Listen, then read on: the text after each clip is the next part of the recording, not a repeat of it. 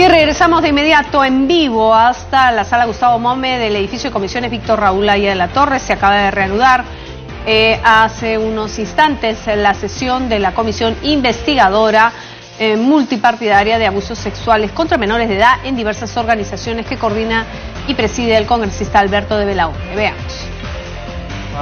Germán Doig era muy importante para todos los que lo conocimos. Entonces, ¿usted hace esta reflexión de, oye, eso no es el primer caso de abusos al interior de la organización, o no es una reflexión que nace inmediatamente?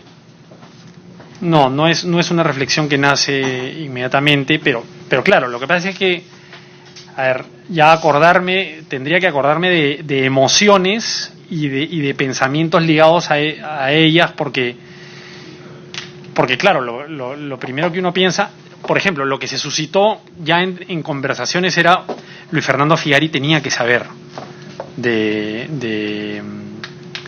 acerca de Germán Doig. No, que sí, que no, pero no podía no saberlo. Es de verdad imposible. Pero claro, nuevamente se cruzan pensamientos de obediencia, de no pensar mal de las personas, de no juzgar. Y además, quien sale a defender a capa y espada a Figari es Regal. Entonces, ¿esta defensa en qué se materializa? ¿Qué era lo que decía? Lo primero que se dice, y que acá además hay mucho pan por rebanar, es que previamente, con mucho cariño y reverencia, recibimos la noticia de que Luis Fernando Figari, por motivos de salud, dejaba el tema. O sea, a ver, el progreso era el siguiente. Figari, cuando se nos dice que ya se ha detenido el proceso de canonización de Doig, Figari para ese momento ya sabía, digamos, todo lo que había pasado con Germán Doig. Entonces, Figari estaba tan conmocionado psíquicamente y en su salud que recibió un breakdown, o sea, se deshizo Figari. Entonces, la línea era comprensible o lógica, ¿no es cierto? O sea, Figari recibe la noticia de esta comisión que le dice, oye, por si acaso, Germán Doig no es ningún santo y además, además tiene estos delitos, ¿no es cierto? Definen una manera de comunicarlo por partes. O sea, primero nos comunican que ya dejemos de rezar, y después ya nos comunican, pero bueno, Figari ya sabía. Entonces, antes de diciembre de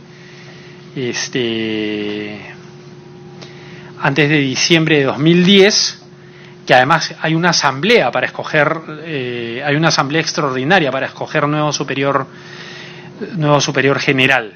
Entonces los tiempos no los manejo, pero en una asamblea extraordinaria, una vez aceptada la renuncia pues de Figari. Entonces, ¿qué sucede?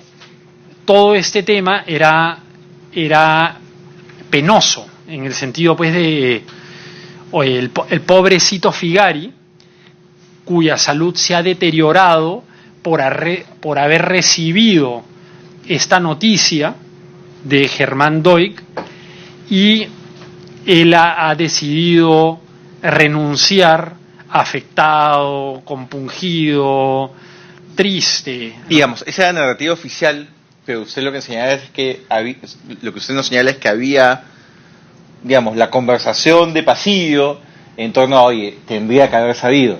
Claro, una vez que... Así es.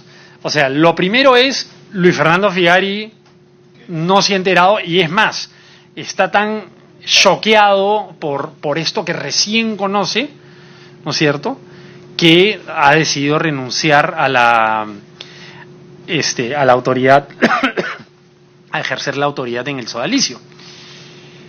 Después de que nos enteramos qué había pasado, por qué Luis Fernando Figari había renunciado, tiene las dos opciones. O Luis Fernando no sabía nada y efectivamente está en shock emocional y psicológico por la noticia de Germán Doig, o está haciendo la finta, ¿no es cierto? Y Luis Fernando Figari ya sabía todo este asunto. Hubo incluso pues, en conversaciones de pasillo, yo recuerdo, ¿no? Yo me voy, esto no puede ser, Luis Fernando tiene que haber sabido, está haciendo la finta. Eso. Ese momento, digamos, psicológico me interesa mucho porque, digamos, hasta ese momento Luis Fernando Figari era alguien que no se equivocaba, era alguien que hablaba con Dios, algunos le asignaban poderes sobrehumanos, y cómo tomó esta forma mortal. ¿Ya había algún tema de desgaste en su liderazgo? Sí, así es. Sí había un tema de desgaste. ¿Cómo es ese proceso? Más o menos, pero tampoco muy anterior, digamos, ¿no? O sea, yo el 2007, el 2008 que me voy de Lima a Colombia,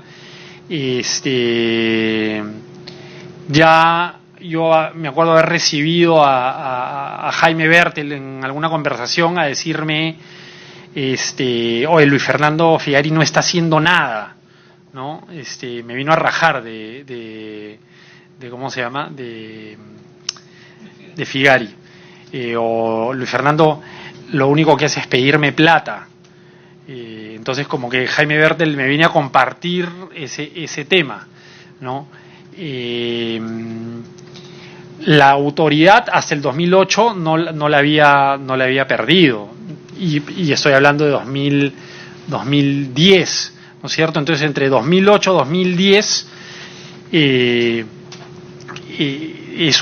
yo ya en Colombia, entonces la autoridad de Figari no la había percibido, ya no la percibía tan cercana. Yo vivía en Lima en ese momento, pero algo, por ejemplo, ¿no? El 2009, 2010, a inicios, en un retiro que tiene la comunidad, Miguel Salazar, que era regional de Colombia, me dice, bueno, tú comprendes que Luis Fernando es una persona muy complicada. Y yo, o sea, ¿de qué me están hablando, no? O sea, primera vez que escucho que alguien, o segunda vez, ¿no? Ya tenía lo de Bertel, y ahora Miguel Salazar me estaba diciendo que Figari era una persona complicada. Entonces, que digamos, no va con el discurso que hasta ese momento existía de Figari, ¿no? No, por lo menos públicamente, tú nunca, era una falta pues hasta de obediencia decir que Luis Fernando Figari era una persona complicada. O sea, nadie le podía retrucar absolutamente nada a Figari, y los que lo hicieron terminaron fuera de la comunidad. Entonces, mira, todavía la parte de ir perdiendo la autoridad todavía estaba en pañales, digamos, ese tema de Figari. Todavía se le seguía considerando padre fundador, superior general y todo el asunto, ¿no?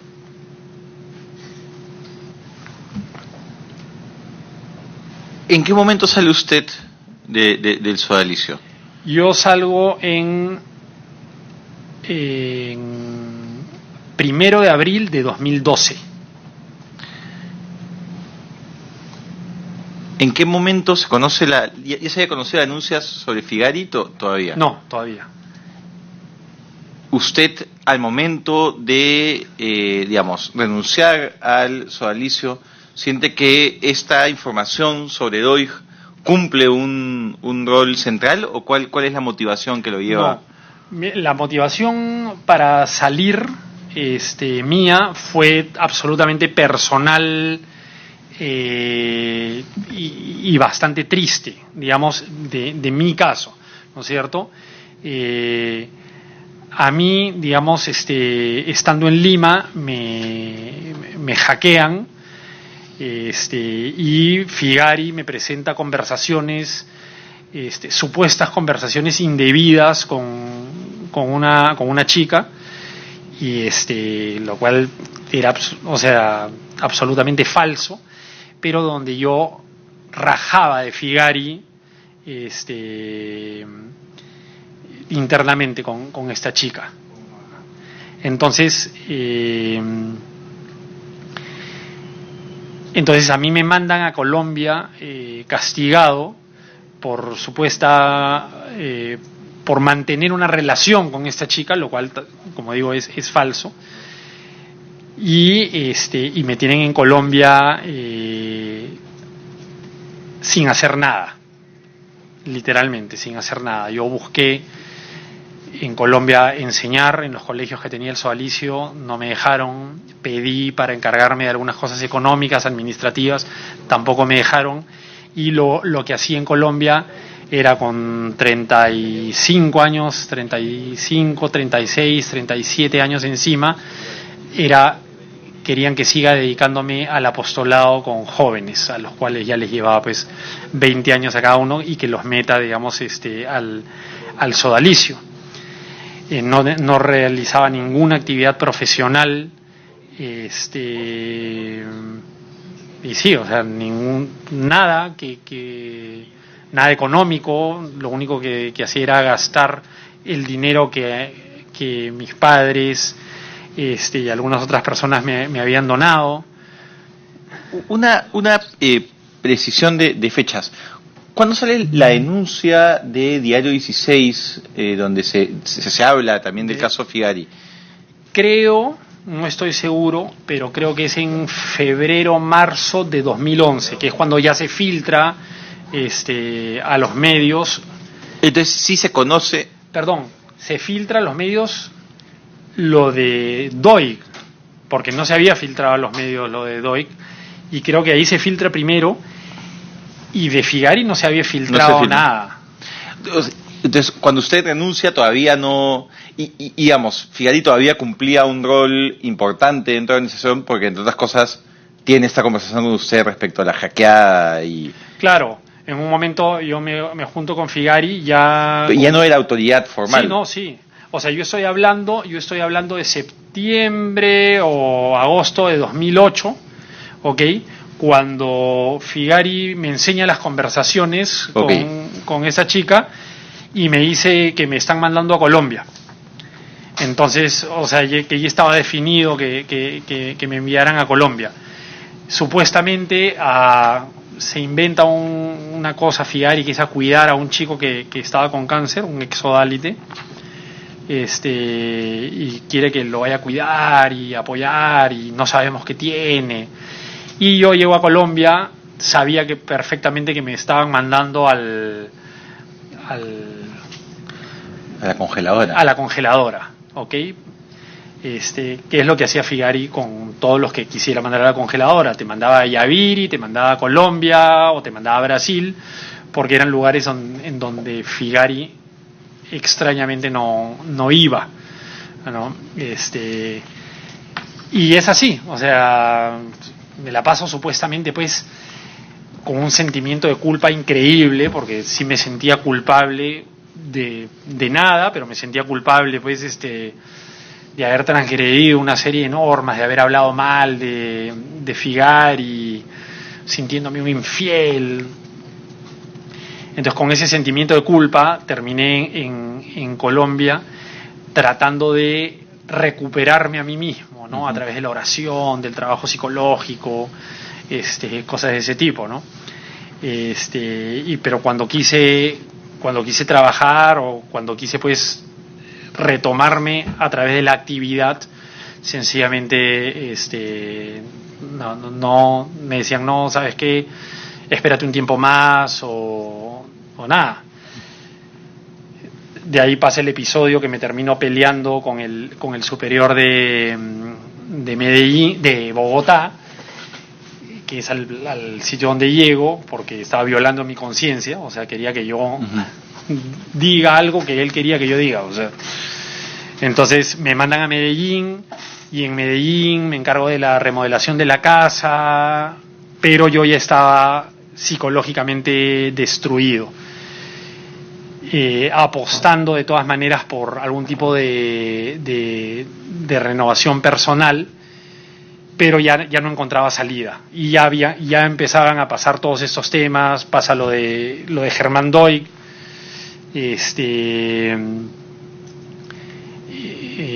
me dicen, oye, pero ¿por qué no eres superior de una de las casas? Yo había sido superior pues 7 años, ¿no? Entonces yo le dije, oye, no es posible, me lo ofrece un sacerdote, ¿no? Y le dije, oye, me estás contando mentiras, son cosas que no van a suceder, o sea, nadie va a permitir que yo, Óscar Osterlin, sea superior de ninguna de las casas de Colombia, porque mi tema fue un tema con Figari, ¿no? O sea, digo, eso lo descubrí después, o sea, porque no me sumaba de que yo esté en Colombia por algo que no pasó, o sea, no me relacioné con nadie, no me acosté con nadie, no un beso a nadie, ¿no es cierto? Entonces, yo me fui deteriorando ya psicológicamente. En un momento pido hablar con un psicólogo que no quería que fuera del sodalicio, me voy a Santiago de Chile, yo me pagué todo para hablar con este psicólogo, me pagué los pasajes, todo, y dije, oye, el psicólogo me dice, oye, ahí por primera vez me doy cuenta que no he hecho nada, ¿no es cierto? O sea, que estoy cargando con un sentimiento de culpa provocado, y eso es noviembre de 2011. No había tomado yo ninguna decisión para irme, pero hoy estaba, como digo, muy deteriorado en mi relación con la comunidad. No hacía nada, mi actividad, lo que yo pensaba que debía hacer en el futuro. Yo tenía un tema pues de 10 años que profesionalmente no me había desarrollado en nada, y tampoco había estudiado nada en 10 años. Entonces era en términos profesionales y en términos de logros no tenía nada en 10 años. Entonces en un momento regreso a Medellín, pero con las cosas más claras, y digo, oye, si no apuestan por mí, yo tengo dos balas. Es que ustedes apuesten por mí y me ayuden a estudiar una maestría, y lo otro es me quiero ir de Colombia, por la experiencia negativa de 4 años de verdad deambulando en nada. En ese momento no se plantea todavía la posibilidad de salir de la organización. Así es, y estoy hablando de noviembre de 2011.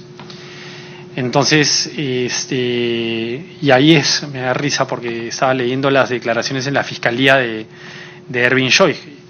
A mí, yo estando en Lima, no autoridades, pero personas con las que había conversado, y me dice, oye, estás en todo tu derecho, o sea, de verdad, me pidieron perdón, y me dijeron, oye, de verdad, perdona por el daño que te hemos causado en estos 4 años en Colombia.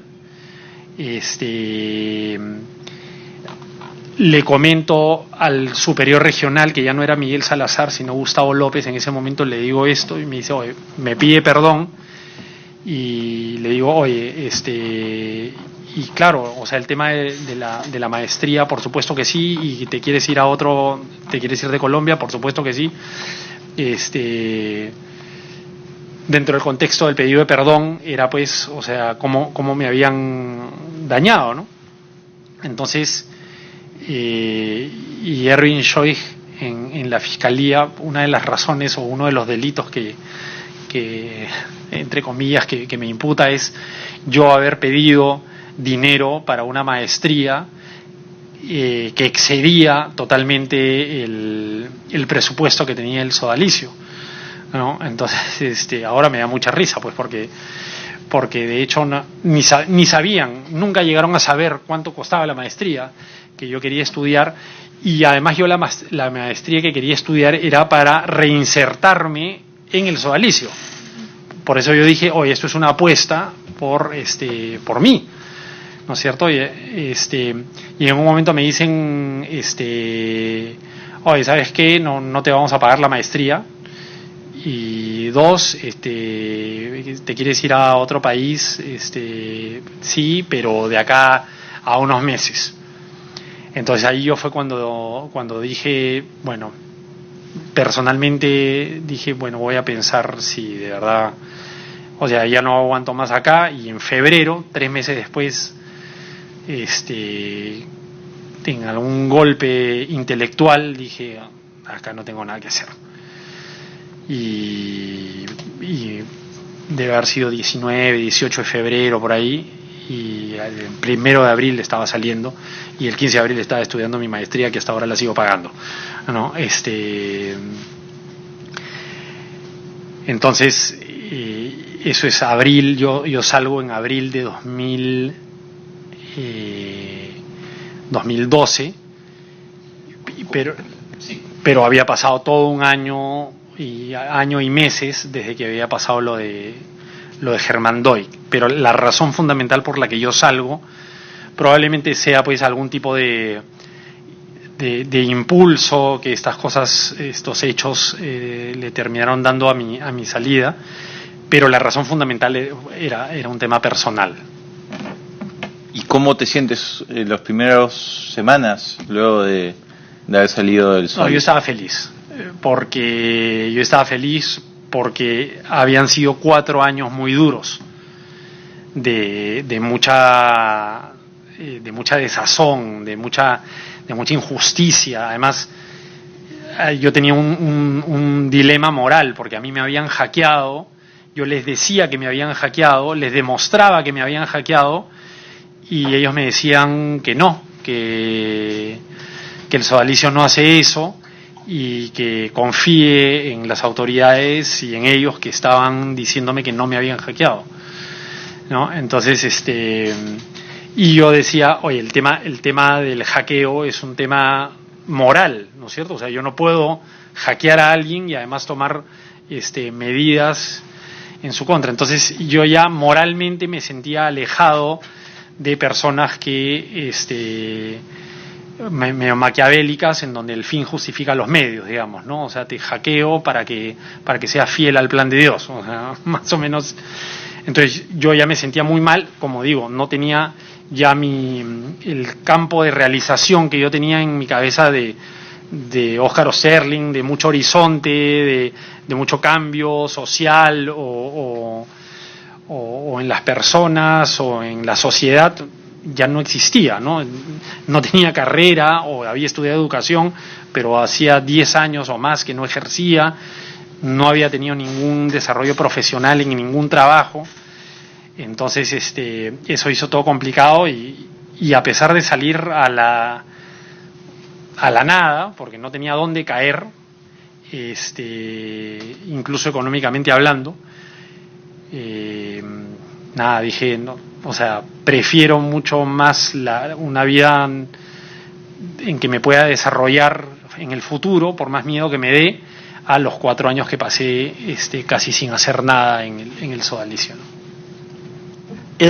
¿Fue la primera vez que consideró salir de la institución, o ya había tenido...? No, yo no recuerdo bien el año, pero en algún retiro, en unos ejercicios espirituales que hice solo, estando en San Bartolo, me cuestioné mucho en términos de...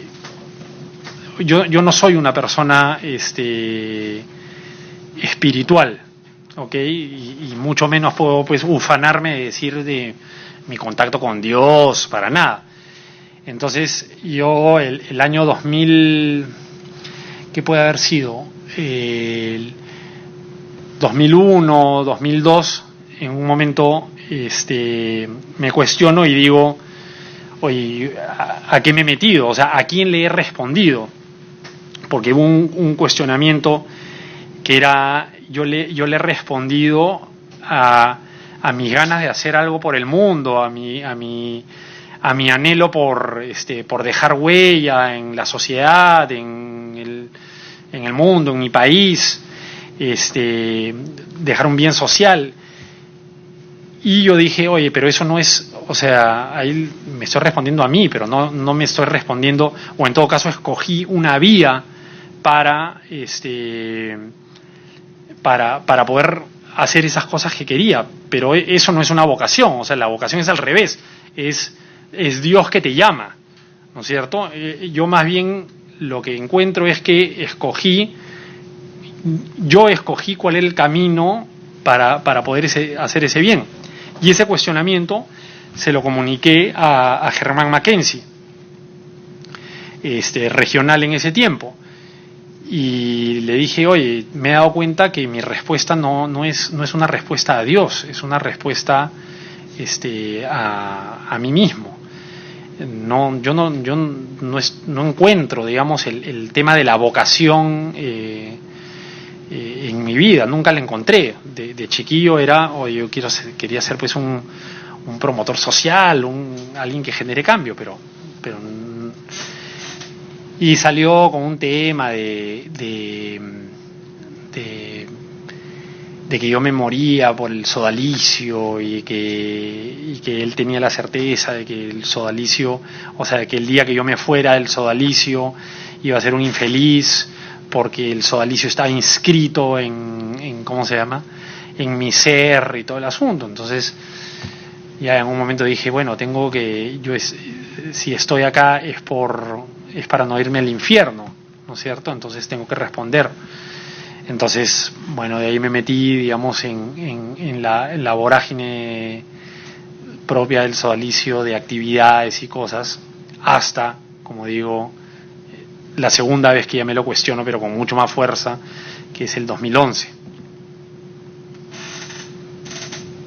Y ahí sí, bueno, no hubo vuelta atrás, y por eso digo que los 4 años en Colombia fueron tan malos, a pesar de tener algunos hitos, pues, importantes o alegres, ¿no? Me fui de viaje, hice el Camino de Santiago, en fin, o sea, no era pues cargando una piedra todos los días, pero sí fue una vida bastante pesada. En ese momento, de hecho, no hago ningún intento, pero en algunas noches de mucha ansiedad y que no podía dormir, se me iba a cruzar por la cabeza y decir, oye, o sea, lo más sano que puede pensar alguna persona es en suicidarse, ¿no? Como digo, no un tema pues de consideración seria, ¿okay? Pero me sentía tan mal ahí en Colombia que me entraban estas, pero tampoco lo podía comunicar, ¿no? Además tenía sentimiento de culpa, entonces de alguna manera me lo merecía, ¿no? O sea, lo que yo estaba viviendo en Colombia era lo que yo me merecía por haber sido una persona infiel a la vocación. ¿Cuán importante fue para tomar la decisión de salir de la organización esta conversación que tiene usted en Chile con el psicólogo que no era parte de la organización? Absolutamente fundamental. O sea, se lo atribuyo a él y en algún momento quiero ir a agradecérselo. Porque si no hubiera sido la conversación con él, no sé qué hubiera pasado, de verdad. ¿No? De verdad, o sea, él fue el que me dice, oye, pero tú no has hecho nada, me dice. ¿Cómo que no he hecho nada? Le digo, o sea, he hecho esta barbaridad. Me dice, o sea, es exagerado lo que me estás diciendo y te han hecho creer, ¿no es cierto?, que ¿cómo se llama?, que tú te merecías eso, pero no es así.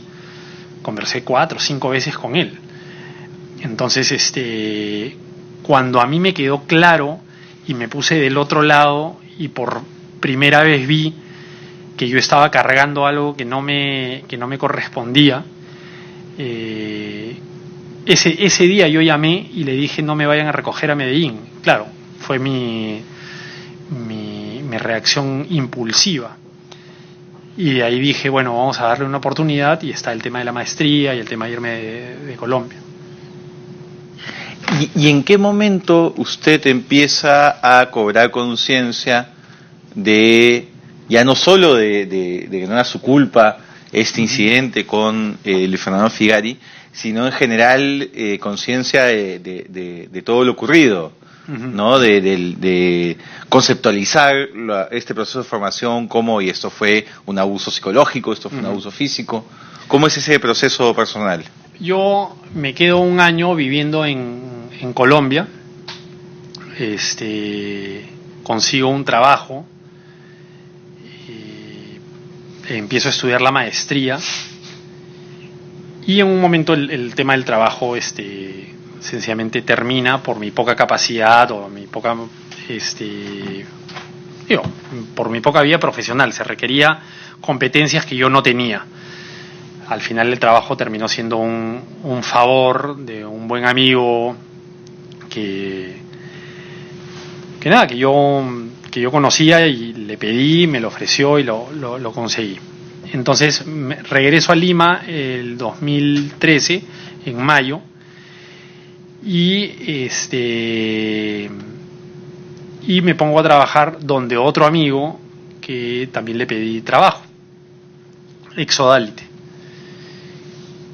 Y estoy un año ahí, de junio de 2013 a julio de 2014. Y ahí personalmente también me empieza a ir no tan mal como me fue en Colombia, pero yo empiezo a sentir un golpe fuerte porque no podía, o sea, el trabajo que tenía no me gustaba, me pagaban poco, no correspondía que me paguen más. Estudiaba en la maestría, madrugaba, había muchísimas cosas pues que yo no sabía, que yo no nada, o sea, me sentía en total desventaja. Trabajaba con personas pues 15 años menores que yo, y estudiaba con personas también, o sea, 10, 15 años menores que yo. Trabajaba en la Avenida Argentina, yo vivía en La Molina, y era muy muy difícil, ¿no? O sea, tenía mi sueldo, pero tenía deudas por la maestría. Entonces mi vida la empecé a sentir muy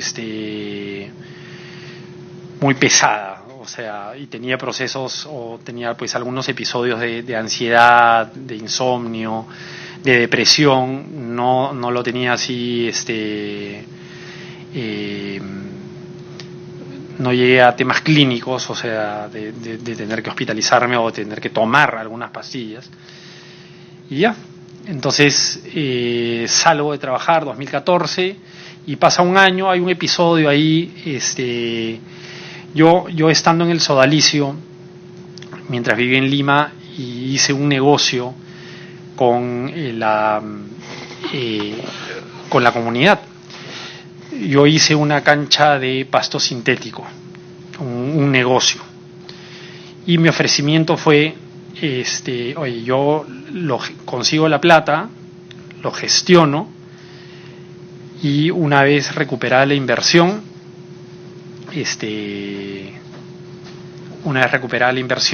quiero el 10% de las utilidades. ¿Por qué? Porque yo, estando en Lima, no tenía ningún ingreso, y lo más probable es que no lo vaya a tener, y mis papás tampoco me daban nada, en fin. Entonces eso fue, la cancha empezó el 2007, mientras yo vivía en Lima. La cancha de pasto sintético, este negocio fue un éxito, se recuperó la plata en un año y medio. A partir del año y medio, luego de un año y medio, me comunican que no iba a recibir nada más por la cancha, yo estando en Colombia, y que estaba mal, digamos, que un que un sodalite viva de eso, ¿no? Y yo les pregunté, bueno, ¿y de qué quieren, de dónde saco dinero, digamos, para pagarme mi seguro, para pagar el teléfono, para pagar gasolina, para pagar comida, o sea, para pagar mi pasta de dientes? Entonces, pero más allá de que eso, yo no tenía por qué preocuparme por eso, y menos, digamos, tenía que utilizar una renta, o sea, estaba mal que yo gane una renta. Dije, mira, yo para hacer el negocio hice todas las preguntas del caso, y si lo hice fue porque me lo autorizaron. Yo no lo hice engañando a nadie. Entonces, me quitaron la cancha en 2010, en un momento, yo estaba bien deteriorado en Colombia, me quieren quitar la cancha, bueno, quítame la cancha. Pero cuando estoy acá en Lima, ya 2014, mediados o agosto de 2014, un sodalite me llama y me dice, oye, me pidió alguna ayuda con el tema de la cancha, que el sodalicio seguía usufructuando el negocio, ¿no? que yo había hecho. Y ahí se me ocurrió decir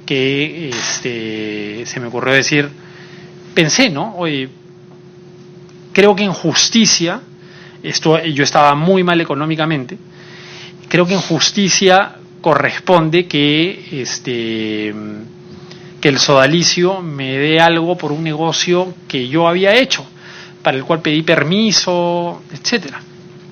O sea, para el cual había tenido todos los sellos, y que si me lo quitaron, bueno, me lo quitaron por un tema propio de obediencia. Yo tuve que obedecer, todavía pertenecía al sodalicio, no pude decir que no. Entonces yo creo que en justicia corresponde que el sodalicio me dé algo por esa cancha de fútbol que sigue funcionando en ese momento. Entonces le escribí a un sodalite que se llama Carlos, le escribí a Sandro Moroni. Sandro Moroni me derivó con Carlos Neuschwander, que era el ecónomo general del sodalicio en ese momento, y quedamos en una reunión. Y mi posición era esa, ¿no? Oye, creo que en justicia corresponde, no pedí ninguna cifra en ese momento, corresponde que me den algo. Y Carlos Neuschwander me recibió junto con Ernesto Vallejo, otro sodalite que siempre había visto la parte administrativa del sodalicio, y me dicen, bueno, he revisado tu caso, y creo que no te corresponde nada, porque, y me lee un numeral del Código de Derecho Canónico, que lo voy a leer porque lo tengo acá a la mano. Me dice, según el Código de Derecho Canónico, en el número 702, dice, quienes legítimamente salgan de un instituto religioso o hayan sido expulsados de él, no tiene derecho a exigir nada por cualquier tipo de prestación realizada en él. Entonces, él me lee eso. Y solo eso, porque tiene una segunda parte que no me la leyó, que hubiera sido un poco más favorable a mí, pero no la leyó. Y yo, dentro de mi desconocimiento, le dije, oye, ¿cómo puedes tratar o sea, cómo puedes tratar este tema con una frase del Código de Derecho Canónico? Yo te estoy hablando, no le hablé de que tenía necesidad, pero yo te estoy hablando de un tema de justicia, o sea, de que yo hice eso con la aceptación de las autoridades del sodalicio y me lo quitaron sin ningún tipo de motivo. Sencillamente no querían que yo gane algo, y ustedes están ganando plata además con algo que yo hice. Entonces yo creo que en justicia me merezco algo.